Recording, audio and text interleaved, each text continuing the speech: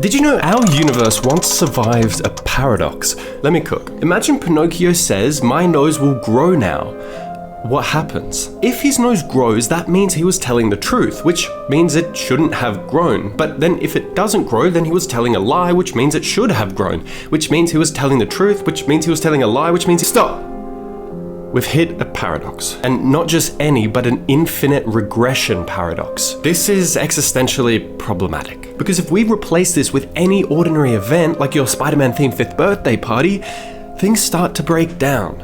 Your party depended on something earlier to happen, like you being born. But for that to happen, your parents had to be born. And for your parents to be born required their parents to be born, and back and back and back, you know.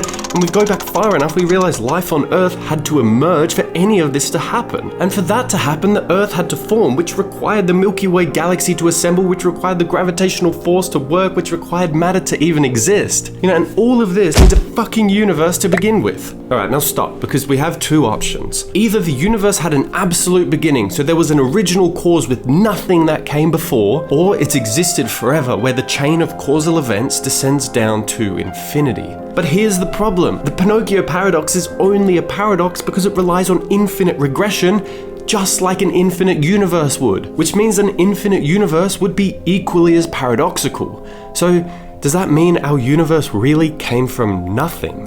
You know, and don't say God, because I mean literally nothing. Well, that's actually just as paradoxical. So I guess the real question might be, which paradox is weaker, the infinite regression or the something from nothing paradox? Because it seems the existence of the universe had to survive one of them. So which one? Get the fuck off your phone.